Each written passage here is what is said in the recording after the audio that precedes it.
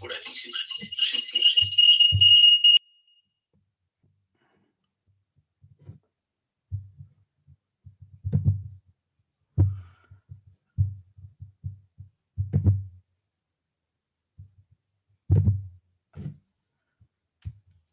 Good morning, Utsoda.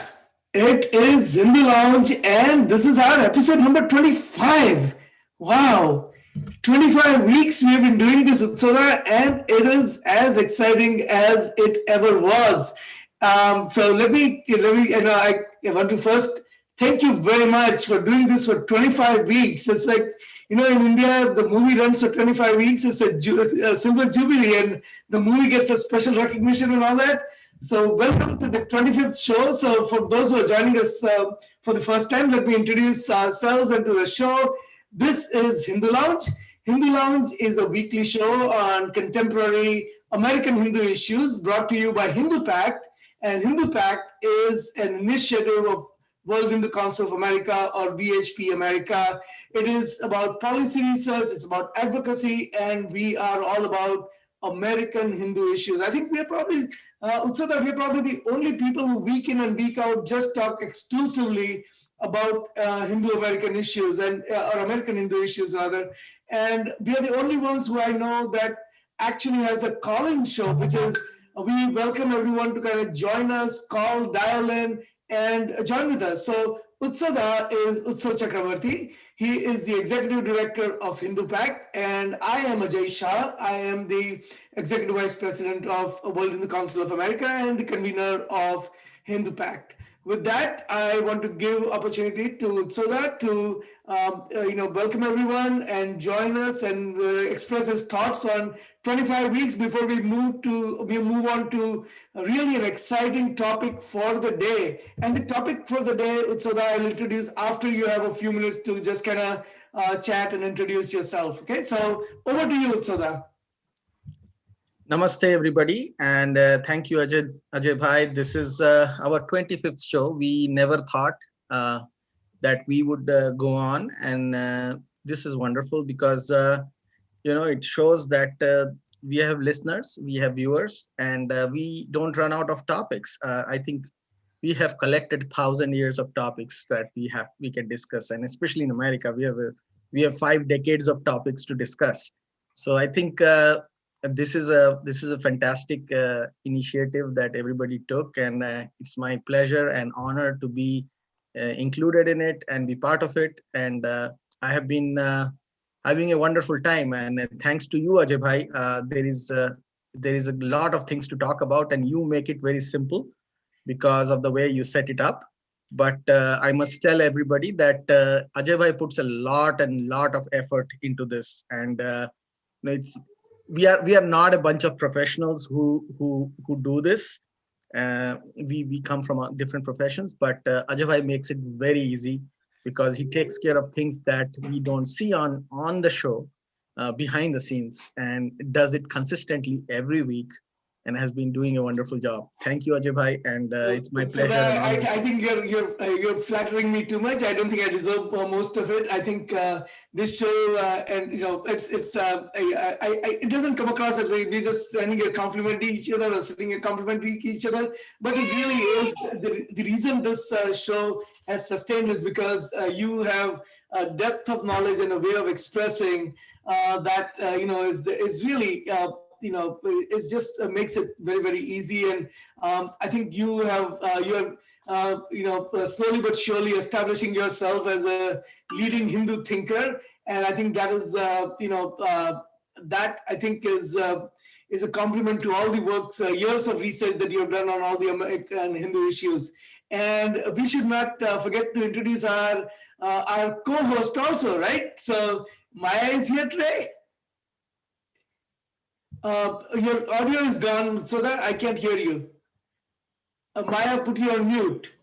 We have our co-host Maya Durga Chakravarti, and she has been. Hey, she's doing namaskar too. She does namaskar when she comes on the show, and she has been a regular on the show. Yeah. And as you know, in these times when we are working from home and mostly staying home, Maya has been very gracious to come and give her comments on the show on a regular basis. Yeah, very good. And she's 11. She's going to be 11 months old next week. So namaste, Maya, and so we have a good show today. Yeah. And this is a show that is going to impact Maya and her generation more than it's going to impact our generation. That So, is true, and the ramifications of what we discuss and the issues that come up in our talk are usually things that will affect the future generation of American Hindus in particular, and Americans in general. You know, many of the yeah. things that we discuss apply to the entire society in America. So I think Maya Durga is going to be the one who is going to be carrying these conversations forward and dealing with the ramifications of the issues. Absolutely, absolutely. And so let me introduce the topic for today, right? So that this topic came about. The topic is called "Hit Job on American Hindu Politicians," and it's from both parties. It's not just about Democrats. It's not just about it's not just about Republicans, but it's a hit job on politicians, Hindu politicians, and regardless of the parties that they belong. And so that this the topic came about because there was this article that came up, and let me share my screen and show you this article. And this is the article that was published on Medium on September the 4th, and pretty much went unnoticed, right? And then it was republished in a local Detroit, Michigan paper where Padma Kupa, who is a state legislator, is running for an election. And this article was published as kind of like an advertisement. And the article pretty much said that Padma Kupa is Hindutva's mouthpiece in Michigan. So problems at many levels, right?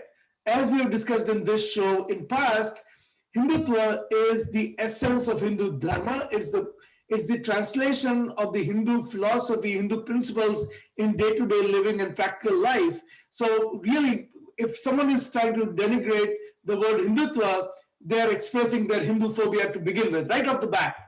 And then this article kind of goes on to say a lot of other things. As you can see here, that it says that Padma Kupa is associated with RSS is associated with German Nazis, and these are all Hindu supremacists. And so it just goes on and talks about how militant RSS is, and she came to a VHP event and spoke over there and all of that.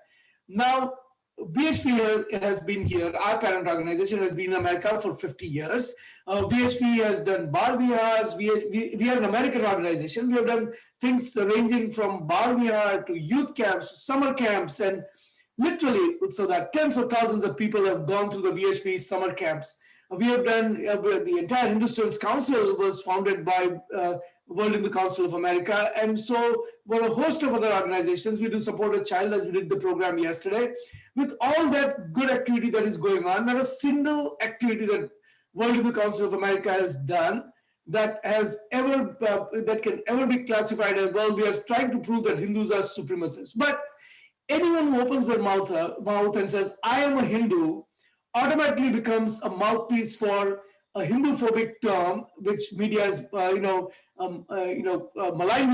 Hindus with over the last couple of decades as a Hindutva, and then guilt by association and say, hey, Padma Kupa, you are a Hindutva spokesperson.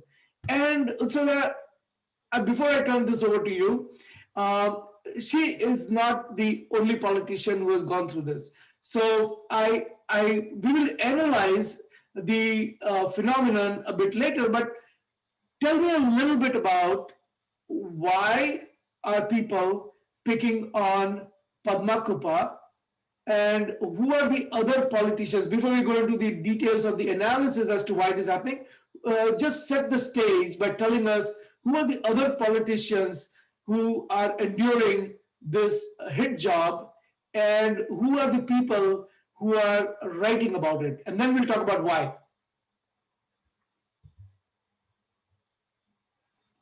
Utsuda, you're on mute. Thank you, Ajay Bhai. My apologies. My daughter put me on mute before she left, but I guess that means something in a more philosophical term.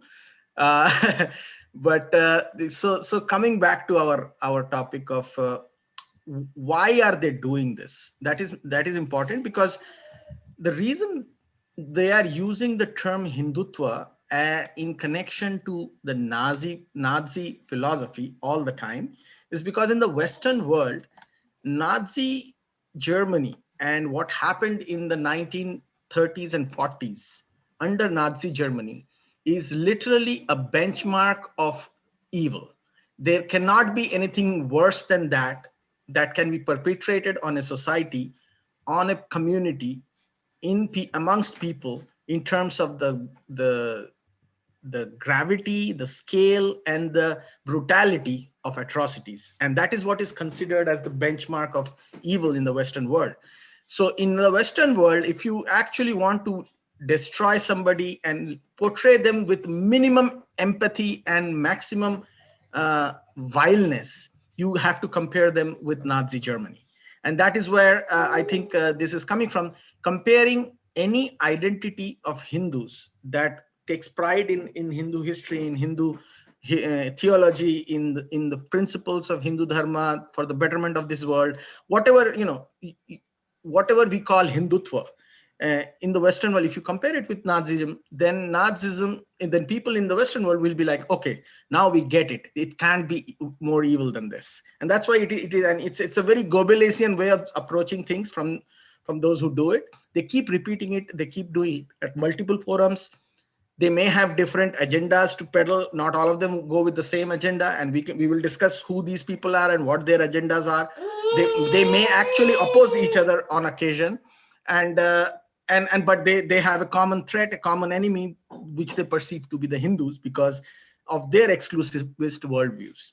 So having said that, I wanted to say that the challenge that we are facing here is that it's not just Padma Kuppa who is being targeted here. She is a politician, a Democrat from Michigan, who has been successful in her campaigns. People who are running for elections and people who have won elections in the past.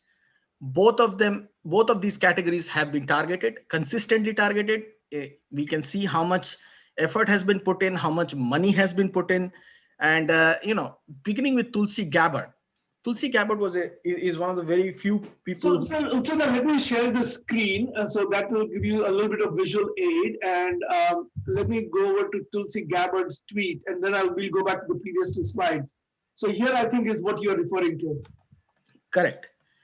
This is a tweet that Tulsi Gabbard actually posted. She was very honest and candid after facing a string of decisions within her party, because she's a Hindu, and she came out finally and said that, look, this is a problem, and this is somebody who's not even Indian. So it's nothing to do with being from a part of the world or speaking a certain language or having a certain skin color.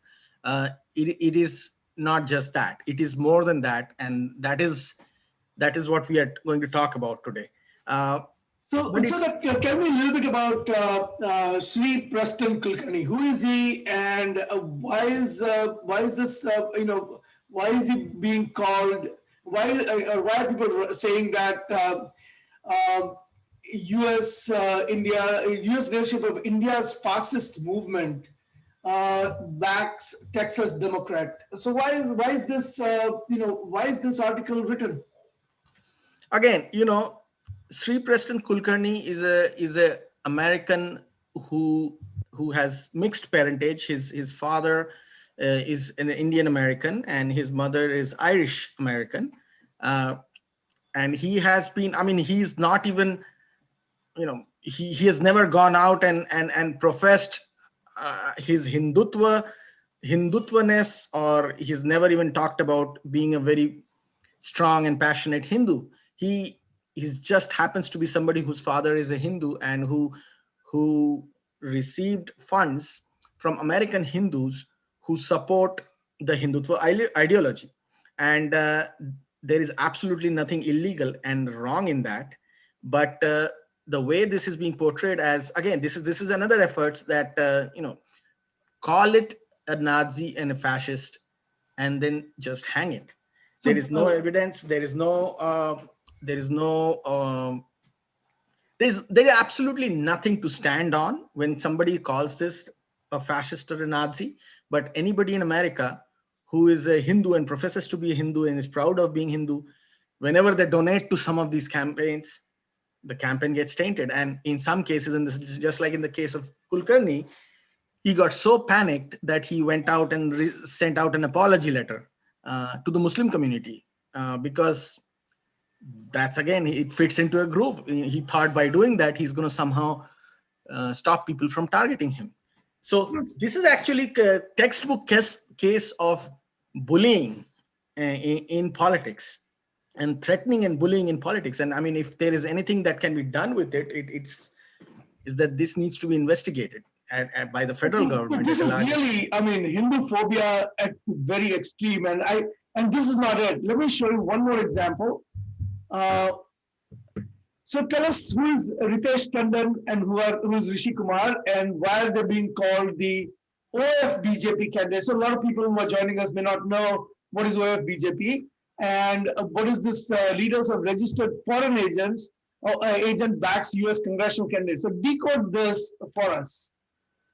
So OF BJP is actually a perfectly legitimate organization. I don't know why they're registered, but it's a perfectly legitimate organization of supporters of a political party, which is, by the way, and nothing wrong with that, right? Because the Irish Sinn Féin has a political arm that is active in US. Other political parties that are they're US supporters, and this happens all the time. I mean, there are many political parties in Europe that have friends and supporters in America. They're conservative friends in America. The Likud Party people have supporters in America. They're Likud Party supporters. Yes, absolutely. So with any major democracy in the world, and in India being the largest of them, will have, and this is a globalized world where people live in different countries who came from another country as immigrants.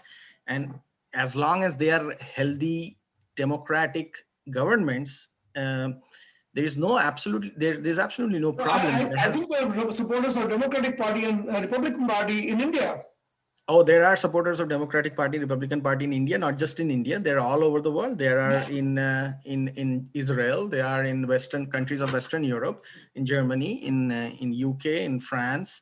So I think this is something that happens. Any democracy will have. Who is Ritesh Tandon and who is Rishi Kumar? And and tell us a little bit about their background and what office they are seeking and why are they being labeled as candidates who are backed by a foreign agent. So there are three candidates of Hindu origin in California who are running. Two of them you see on the screen: Ritesh Tandon, who is a Republican, who is running against Ro Khanna, who is a Democrat, also a Hindu American. And you have Nisha Sharma, who is a Republican, who is running from California's 11th district.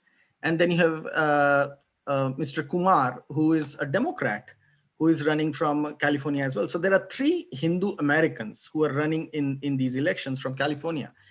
And I think they are being targeted because at the end of the day, the people who are targeting them believe that because supporters of the political party BJP in America, who are American citizens, who call them friends of BJP, have donated to these campaigns as Americans, nothing to do with BJP, they have to be targeted. And I think it's like saying that an American Jewish group or community that supports the Labour Party in UK, or supports the Likud Party in Israel, in their individual capacity, not as a group, but in their individual capacity as American citizens, cannot donate to Vice President Biden's campaign, which is preposterous, because every American has the right to donate, irrespective of which thought process they belong to, as long as they're legal and as long as they're not actually trying to harm anybody. This is how democracies work. And it seems that those people who are behind these campaigns, targeting Ritesh, Rishi Kumar, Nisha Sharma, or whoever, these people don't really understand how democracies work. Well, I think they understand how the democracy works. They just have a much more ulterior motive to tilt the democracy in their own way rather than not know how the democracy works. I mean, these are not political nervousness who are writing these articles, right? I was being sarcastic. I think they do understand how democracies work. In fact, they're using the tools available in a democracy like America to further their non-democratic agendas, and we will get into that as the show progresses. Yes, let's do that. Let me share my screen again, and let me get your view, Sudha, on a person who has written a lot of these articles, and why is that? So I hope you can see the screen. So let me go and share this again and let you guys get your opinion on this. So a lot of these articles, so it turns out are written by a person called Peter Friedrich. And I don't want to give him undue importance or any of that, but this is the person who has written a lot of the articles. And it turns out that Hindu American Federation, Hindu American Foundation rather, has done quite a bit of research on Peter Friedrich, and they've looked into his background just to get an insight into why he is writing all these Hindu-phobic articles. Now, he has said on his website that I'm not Hindu-phobic, but there is enough there to show that he is not fond of Hindus. Okay, so this is the picture that I took from the Hindu American Foundation's article that was published on Medium. And here is a person who has written almost all the articles, Peter Friedrich, and this kind of shows how he's connected to many of the other groups around. So that I would like you to kind of just go over, there's so many of them here, but at least highlight for us, what is this ecosystem that this person who's writing all the articles that are Hindu-phobic, who is he, what is the ecosystem that is connected to? So this is a fantastic graphical depiction of how this modus operandi works, and it is actually very interesting, and I would like you to keep this on the screen, Ajay Bhai, for everybody who is listening to us to look at and understand what exactly this talks about. The most important, link in this connection, in this whole chart here, in the diagram here, is Bhajan Singh Bhinder. So if people look up Bhajan Singh Bhinder, and especially those amongst our listeners, our viewers who have lived in America since the 1990s, Bhajan Singh Bhinder used to be a key activist for the banned Khalistani movement, the terror movement that was responsible for shooting down the Air India flight with more than 300 people on board in over the Atlantic Ocean, which led to more than 300 people dying, many of whom were Canadian, because this plane was going to Canada, and they bombed that plane in the last days of the Punjab terrorist movement. So Bhajan Singh Bhinder was a key guy involved in this movement. He faced U.S. Customs, U.S. investigative department's investigation for trying to buy weapons at 2 cents to terrorists, banned terrorist groups. So he's the guy who has been working and employing Peter Friedrich for most of the early part of the last decade. So in the early 2000s, Peter Friedrich used to go by the name Peter Singh, and he used to work with Bhajan Singh Bhinder. And then he transformed from Peter Singh to Peter Friedrich, which is probably his real name. And he started to work with a larger group of organizations, most of whom are connected to his radical Islamic ideology. And this chart is a very, very good example of how this thing works. And you can see, I mean, you should just look into it, understand who the people are behind the scenes funding these groups. If you know somebody who is who is thinking that they can associate with a peripheral group, whether it is OFMI, whether it is IAMC, uh, they should look deeper and see where this is all connected to. And yeah. Tell us a little bit about OFMI and a little bit about IAMC, and who's what drives them, and why are all these people lined up against Hindus?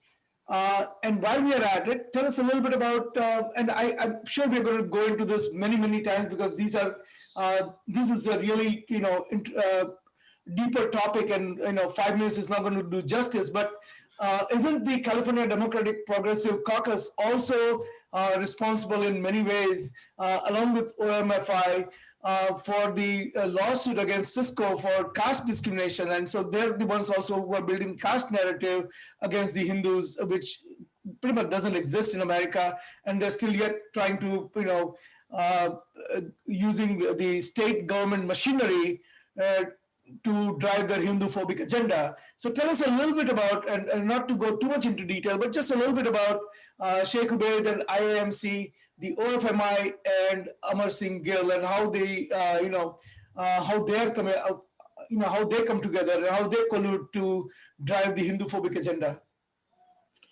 Correct. So it needs to be understood here that any kind of effort like this usually feeds on existing diversity and fault lines in any society. So when these groups operate, they, especially like Peter Frederick, whoever runs their agenda, whoever tells them what to do, which you all can guess in this situation who they are, they could be. They usually try to do research in terms of what the fault lines are that they are going to exploit. So they thrive on exploiting fault lines in diverse societies. They do that in American society, which is a very diverse society, multiracial, multicultural, multi-language, multi-nationality society. People from all over the world come to America. And when that happens, when you have a diverse society, you have fault lines. You have people who disagree with each other, who have people who have had a previous history of liking or not liking each other or being different from each other. So it's same thing is with the Indian subcontinent. The Indian subcontinent has a 7,000-year-old continuously evolving situation. You can always find a period in that 7,000 years of history where there will be a social group, a linguistic group, a jati group that will not be in complete consonance and harmony with each other. But most of the time have been relatively peaceful as compared to many of these groups themselves, the societies they come from, where they just exterminate anybody who they disagree with. So whether it is, in that context, people like Peter Frederick and those who operate their minds, who sponsor them, they exploit the diversity and the fault lines in the Hindu society, in the Indian American society, the immigrant society. With that objective in mind, they came up with this group called Organization for the Minorities of India, which was basically an umbrella organization where they could use the diversity of India and declare anybody and everybody who, in India, you can call anybody a minority. You can call somebody a minority on the basis of their hair color, on the basis of their eye color, on the basis of their language. You literally can divide and slice the country up a billion times, and you will find everybody can be a minority in India under some context. So this is a very smart way of approaching and exploiting fault lines, which is what they came up with in around 2012, 2011 time, which was the Organizations for the Minorities of India. And then they fill it up with anti-Hindu, anti-India activists, many of whom have nothing to do with India. Some of them have never even visited India, and they run their agenda. And they use social media, they use physical intimidation. They will go to an event, a Hindu event, and start threatening them and create ruckus, because that is their agenda. They want to get eyeballs, they want to divide societies. And if they succeed in doing the first two, they will try to recruit from amongst the Hindus who may or may not be fully understanding the whole picture. So that is the idea with which OFMI operated, and that is also the idea with which the AIMC, which is a Muslim umbrella organization of Indian origin, so Muslim Americans who are of Indian origin, many of whom are associated with that group, and they are, some of them I believe are probably clueless about what they're doing, and maybe genuinely hoping that they are going to represent the Muslim community from India. But I'm pretty sure some of them know exactly what they're doing, and working with pan-Islamist Sunni groups, which includes ISNA and ICNA, CARE. so so I think this is the background. The IAMC is more or less becoming the Indian American Muslim arm of pan-Islamist groups, which have connections to radical ideas, which have connections to groups in the Middle East like Hamas, which are declared terrorist organization, groups like Council for American Islamic Relations. So this is a larger agenda, it's a larger plan, but this chart should be, people should look at this chart and try to observe some patterns. And this is something that should get deeper into people's minds, especially younger American Hindus, because it's easy for people to get attracted to something like this. If somebody who says, oh, I'm from Organization of Minorities of India, very benign name, very progressive name, California Democratic Progressive Caucus, very, very positive. Who would disagree with such a name? It's about democracy, it's about progressiveness. But you look behind the scene, you peel the first layer, and then you start seeing what's behind them and who is funding them. So that's something I would really urge people to look into. And I think this should be shown to our people who disagree with us in a fair conversation, in a mutually respectful conversation, because we have to understand not everybody agrees with how I think or how Ajay Bhai thinks. So we have to also be careful that, okay, just because somebody disagreed with us doesn't mean that we have to start calling them, hey, you are a member of OFMI, or we have that level of maturity also has to come from our side. Yeah. So then let me make this comment and see what you think about it. So I think that most of these articles that are written have no real consequences, and I'll tell you why. No real consequences when I say I'm limiting it to the political outcome consequences. So if you go to Medium and you look at these articles and you say how many people have given, how many people have, complimented that article. Some of the articles have zero. The most has 400. A lot of the articles are between 10 and 12 or 5 and 7. So it's just basically it's an article that is read and liked by friends and family, and which is fine. I mean, we all write stuff that our friends and family, because of, they like us, they click on like button, and that's fine. But it has really no electoral consequences most of the time. I'm not saying all the time, I'm saying most of the time. There are the consequences that I have seen, so that, and I want to take your, get your take on it, come out in a different way. And I'm going to go through a couple of slides that, at least express my view, and then get your opinion on that. And we will, this is the part that has bothered me for a very long time. And I have a name for it, and I would call it the, after person who I've known for a long time, and nothing against her, but I would call it the Sonal effect or Sonal Shah effect, right? Again, we have, we have nothing against Sonal Shah. She is serving the community the way she sees fit, but and she's extremely capable, very bright, and very very driven, politically driven person. And she has done a lot of good for the society. But when she was being considered for a cabinet position by President Obama, um, there were some articles that got written about her and her association with our parent organization, World Hindu Council of America.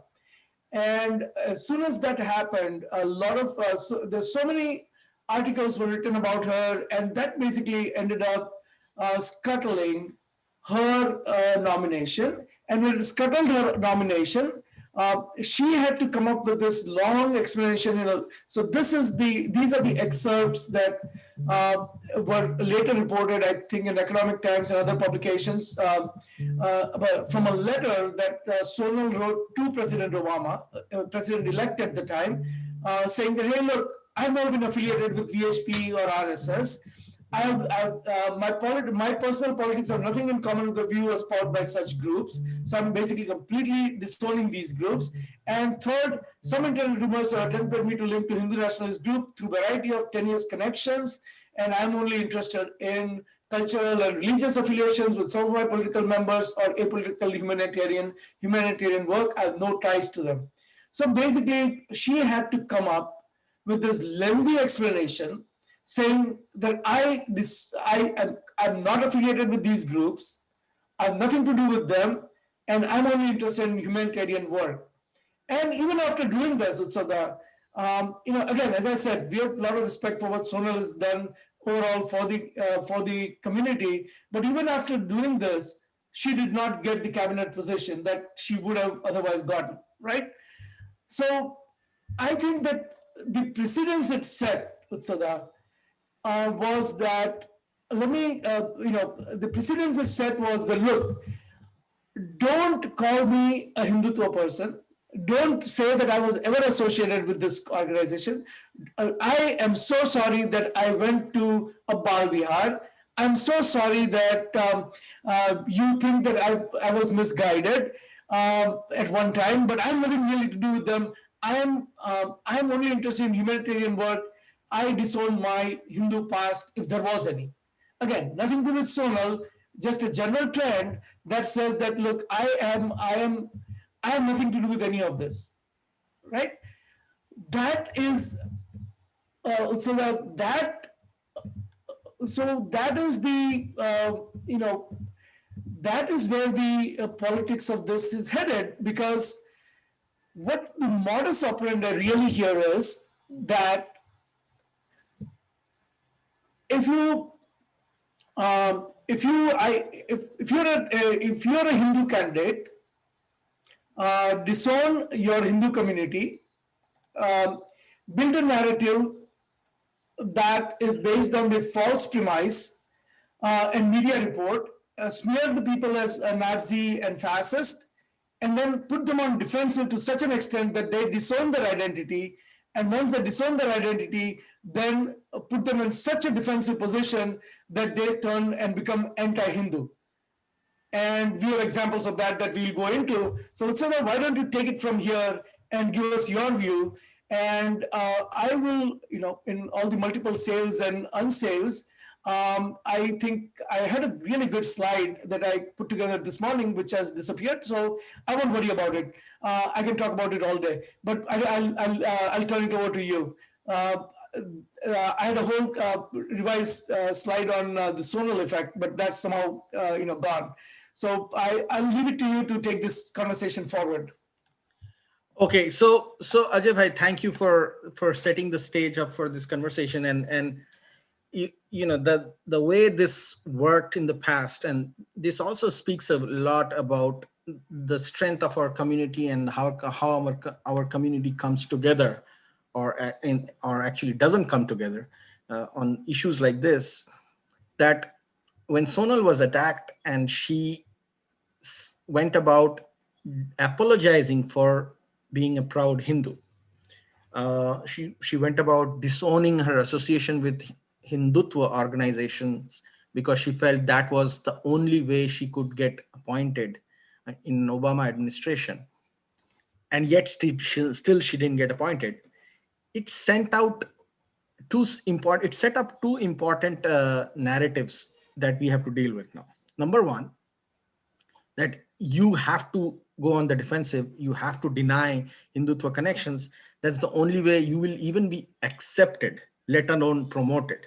She was not promoted. Just to find acceptance, she has to denounce her identity in such a strong way. So that was one.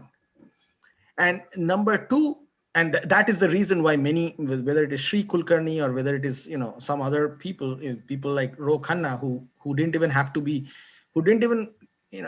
attacked, Even before they were attacked by Peter Frederick, Ro Khanna went out and started agreeing with Peter Frederick. That's how, how diminutive and uh, unimpressive his feet were in standing up to this situation. But so this is the thing that, The Pakistani caucus, right? and he gladly joined Pakistani caucus. He would, I couldn't give much more worse examples of what he could have possibly done, but I don't want to say that. Uh, but this zonal effect, which is where basically you just you just collapse under this pressure and give the other side what they want, is actually quite in contrast and diametrically opposite with what Muslim American lawmakers have done. Uh, when Ilhan Omar was rightfully called out for her support for radical Islamists, including some terrorist organizations like Hamas, she didn't back down. Back down. She attacked. She counterattacked, and she said, "Yeah, whatever. I take pride in that." So this is the Ilhan Omar effect and the Sonal Shah effect are diametrically opposite. Uh, you know, Diametrically opposite behavioral responses to being targeted in the social space, in the democratic space of American political discourse. Omar backs up herself, whether, I would say she has connections without looking into the merit of what issues are being brought up. She counterattacks. She defends her position, even if it is in the eyes of many Americans, including myself, uh, not right and radical. Sonal Shah collapses under the weight of these accusations, disowns everything that she's being connected to, and still doesn't win. Ilhan Omar wins by counterattacking. Sonal Shah loses despite, backing down.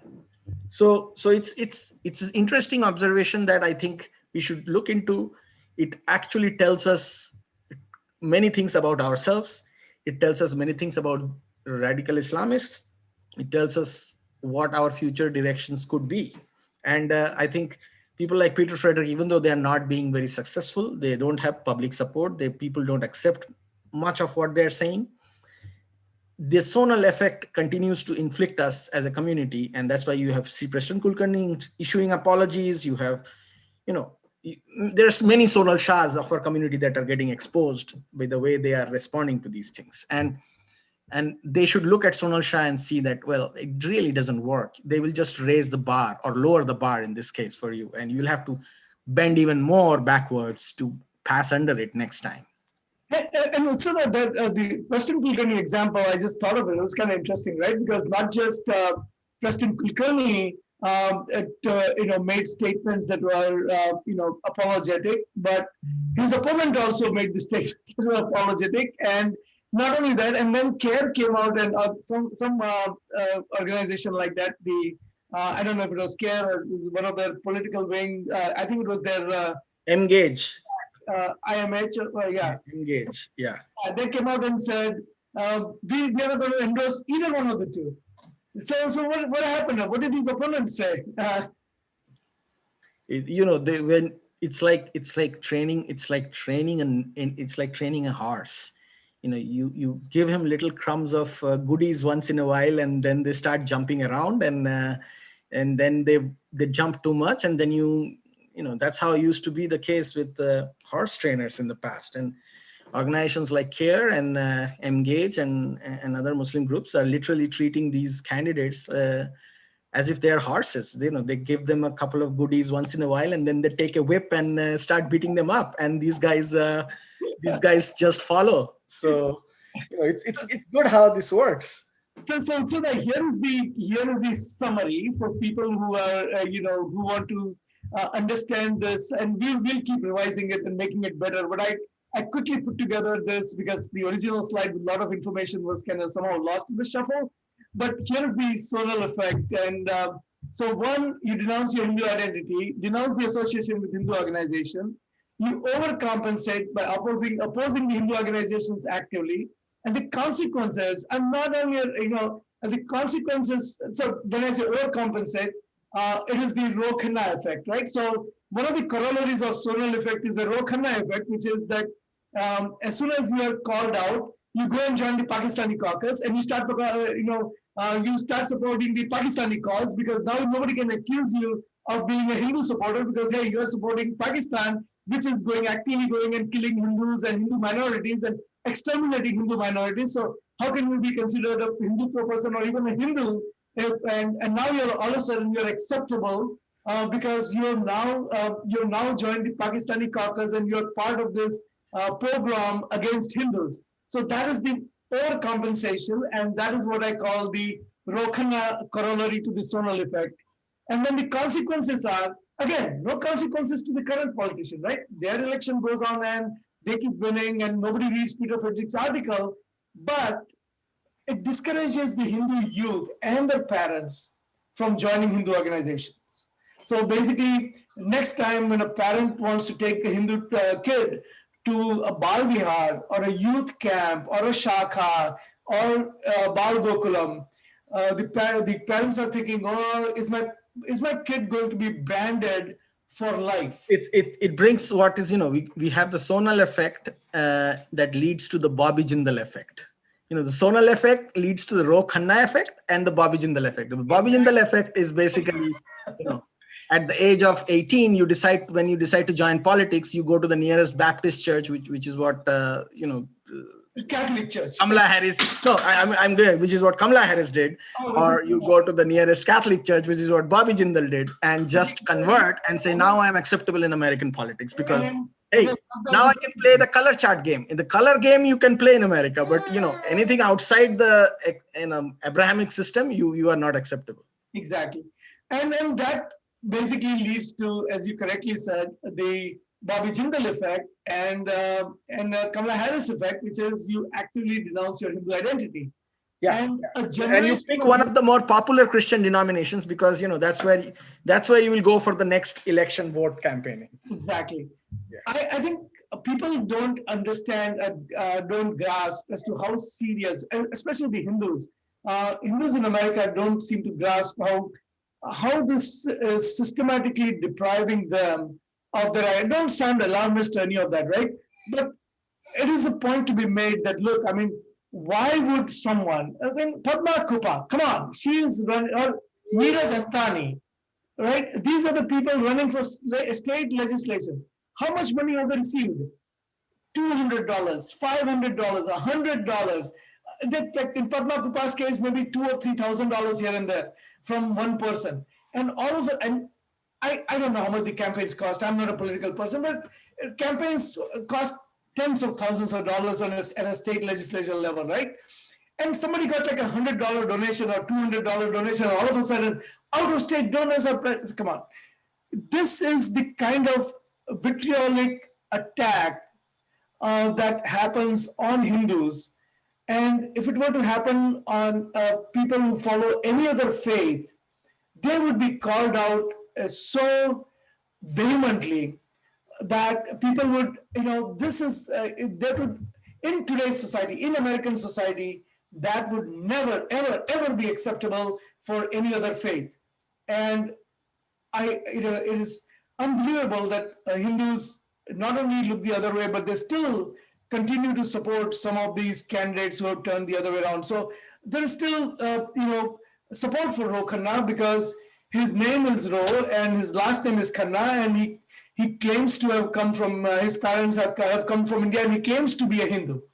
And that, is enough for everyone to overlook the fact that he is associated with now, and he's a spokesperson now as part of the caucus of a country that is systematically, day in and day out. Just today, there's a news item that that murtis in one of the mandirs in Pakistan were vandalized. So they destroyed the mandir, they destroyed the murtis, the broken murtis were placed in a makeshift temple, and somebody went and destroyed those murtis.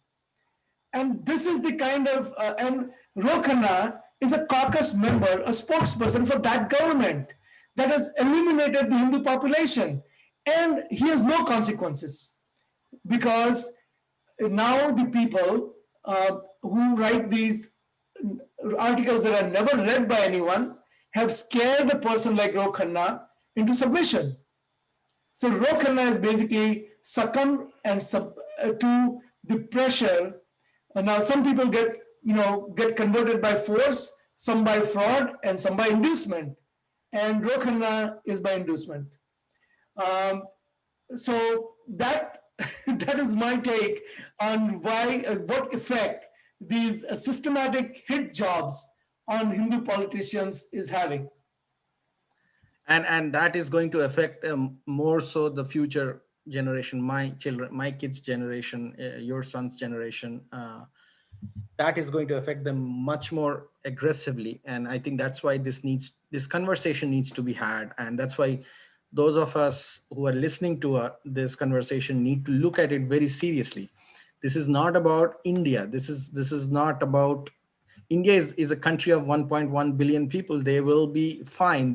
If they have a strong government, a democratic government, they can take care of themselves. This is nothing to do with India. This is about American Hindus and how Hindus here are going to get affected with these kinds of behavior from our politicians. Yeah. And with that, Utsoda, let me pivot back and to the program, and let me talk a little bit about the Hindu Seva Act of the Week. But before I do that, do you have any final comments? I think Ajay, we dug this up enough to expose some of the key players and the key issues that affect that is causing this, and the effects of those players. I really want people to go and look up the chart that you showed on HAF's website. It is a very beautiful chart which covers Bhajan Singh Bhindar's role and Organization for the Minorities of India's role, Indian American Muslim Council's role, and more importantly, who their backers are. And that's the most important part, and their antecedents and their connections to terrorist groups, real terrorist groups who have killed people in the hundreds and who are banned around the world in most countries.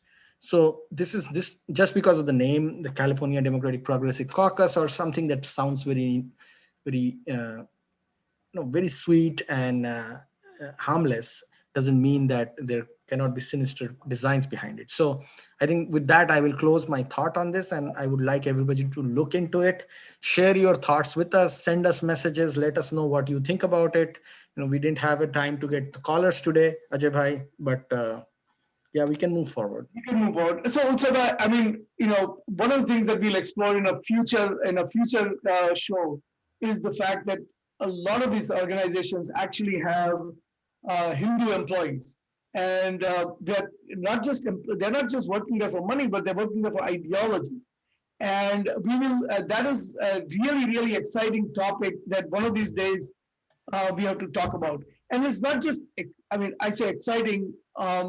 Because it's a revelation, that kind of excitement, but it's really, if you dig into it and you start looking into it, it's really, really sad. And the consequences of that are really, really sad as well. But we'll keep that aside for a different time. So since you brought that up, and since these guys always love to bring in the Nazi angle to target us and continuously slander us, I might just add that Adolf Hitler and the Nazi Germany's army used to employ Jews as well. So I'm not surprised that many of these organizations do have paid Hindu activists working for them. So, just to throw in the same Nazi angle and let people think about it.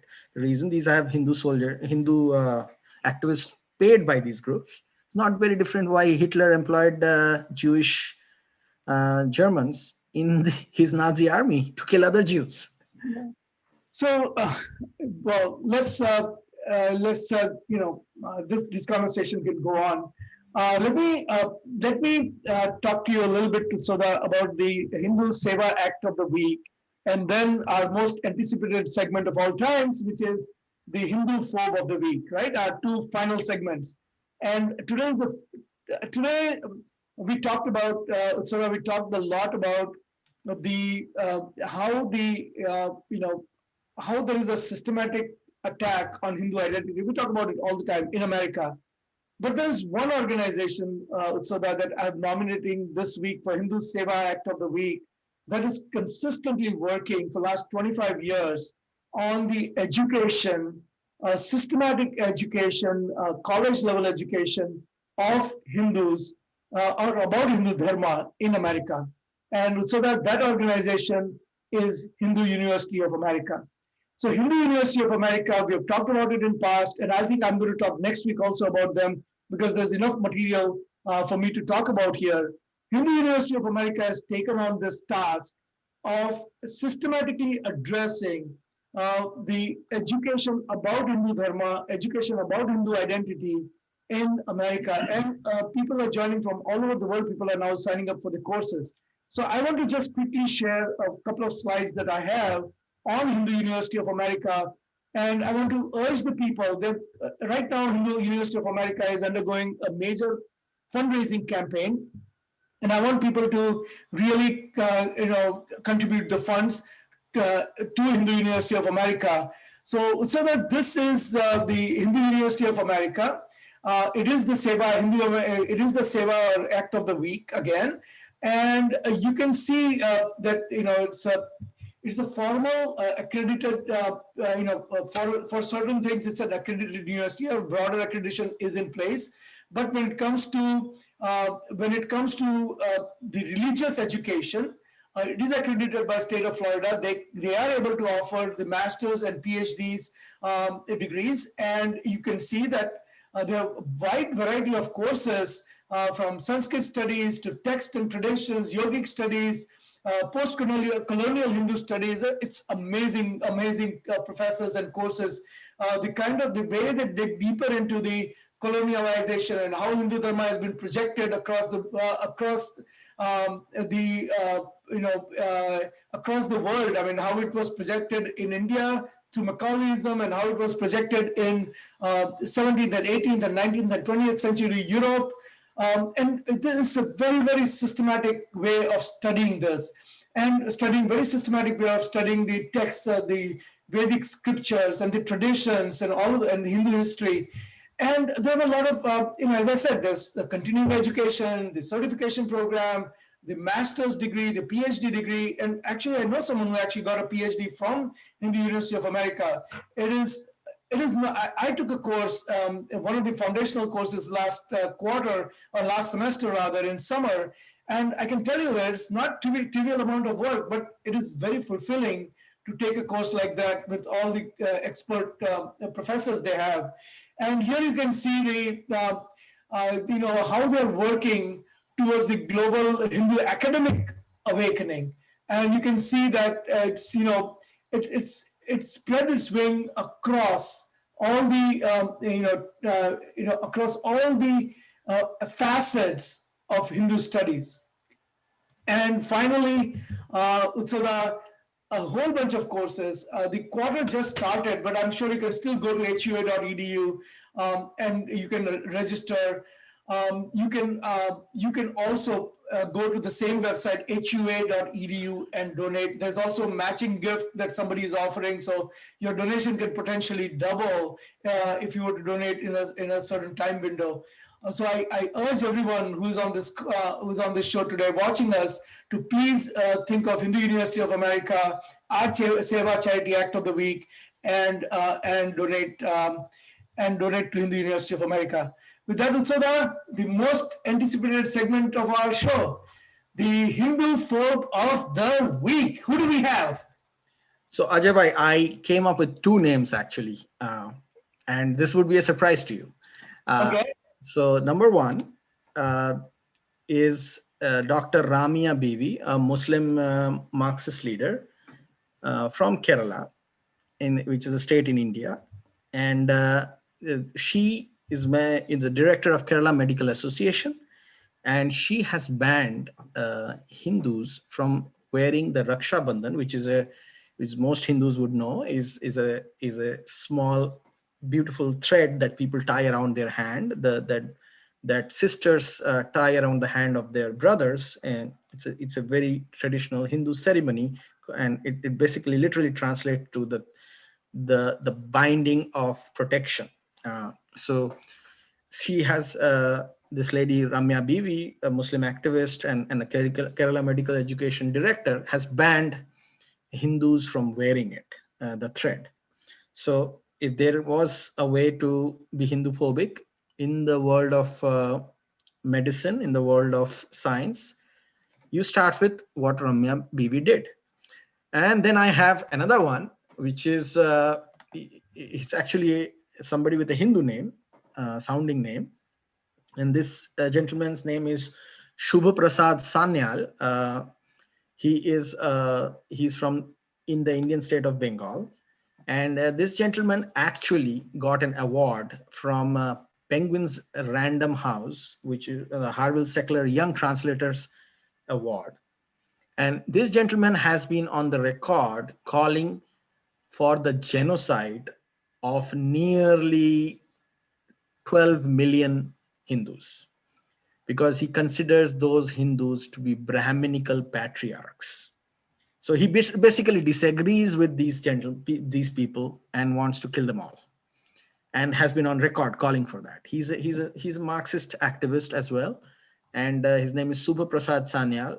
So he calls for the killing of 12 million Hindus uh, because they are Brahminical patriarchs, and he is being awarded the Harville Seckler Young Translators Award by And that's Penguin. twice as many people as the number of Jewish people who were killed by Hitler, right? Correct. So Penguin is just awarding somebody who is asking to publicly, not privately, not recorded secretly, publicly tweeting about killing twice the number of Hindus that Hitler killed, And then and getting awarded for it. what are 1.5 billion Hindus doing about it? Uh, at least one of them, two of them, myself and you, are calling it out. And And the rest of the, I mean, we don't even count for like, I don't know what, we don't even count for a small fraction, right? So, I mean, we're not even a rounding error here. So, if you have 1.5 billion Hindus, and if someone is calling out for extermination of 12.5 million Hindus, and if all the other Hindus don't even know about it, Utsada, then why bother? well, it's important for us to talk about it because I'm pretty sure in the 1930s Germany, or in the Rwanda of 20 years ago, or in the China from 1950s and 60s, people didn't bother to talk about what was going on. And then, or in Pol Pot's time in Cambodia, people didn't bother about talk about what was going on, and then a decade later, you suddenly have 10 million people dead. So I'm sure that there's one organization that is speaking out against this, and that's Hindus for Human Rights, right? I mean, they take up the Hindu causes all the time. So, are you sure you looked up and they're not speaking up against this?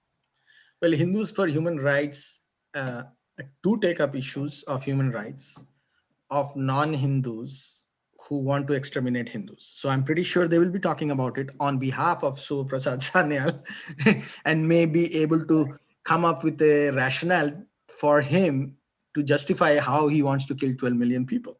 So I think we should call upon Hindus for Human Rights to actually denounce that, because after all, they claim to be the torchbearers of human rights from the Hindu perspective. So They are not torchbearer of human rights from the Hindu perspective. They are torchbearer of human rights for those who want to diminish and destroy the Hindu perspective. I think we should have a little bit more, faith in them. Come on, so I thought you were Well, more you should optimistic look than into that. their work, and you'll see that they have held on. They hold on to their ideology very strongly. You're sticking to yesterday. I'm thinking about tomorrow. I think they're going to transform themselves starting tomorrow, and they're going to speak up for human rights wherever and however they're violated. So that I want to, I want to close this by saying one thing, and that is that yesterday we had a really, really great program as part of World Hindu Council of America. We launched a book on Delhi riots in America. This is the book that the publisher actually pulled out of, and it was taken up by another publisher, Garuda Publications, and it was a really, really good program where the president of World Hindu Council of America, Dr. Abhay Astana, was the chief guest when this book was released. Due to some technical issues, we were not able to broadcast this live on Facebook. But I just want everyone who's listening to know that we will be doing, as World Hindu Council of America, we will be doing a watch party to launch this book. So just want everyone to know that that book is coming. I'm sorry, that show is coming up in next week or so. So, any final thoughts before we close? Any final words of wisdom? Any guidance from Hindus for Human Rights or any of that? I would ask everybody to watch the news and share their thoughts with us, share their opinion with us. I would like everybody to go back and listen to this video and share their thoughts on the Sonal effect and the Rokhanna effect and the Bobby Jindal effect, and give their thoughts on it. And tell us if there are any other effects that you can identify, and share your opinion. And then nothing we said, so that here, I just want to clarify, right? Nothing we said should be construed as we are against Sonal in any way. We wish her all the best. We may agree with her politically, we may not agree with her, but she's a valuable member of the Hindu community, and we value that. So, with that, we close our 25th episode of Hindu Lounge. We started as Hindu Cafe, but we had some namespace clash there, so we changed it to Hindu Lounge. And it's been 25 great weeks with hundreds of more such weeks to go. Right? So thank you very much, Utsav, for joining, for doing this week in and week out. I know how busy you are, how difficult it is for you to get time to do this with a little kid. But I'm sure that at some point, Maya Durga will be an active participant, and maybe she'll do most of the work, and we'll just be spectators. I'm looking forward to that, Ajay Bhai. And with that, I think thank you, everybody, and see you all next Sunday at 11 a.m. Eastern Time. And this is again Hindu Lounge, brought to you by HinduPack, which is an initiative of World Hindu Council of America. We come live every Sunday at 11 o'clock Eastern. We see you all next week, and namaste.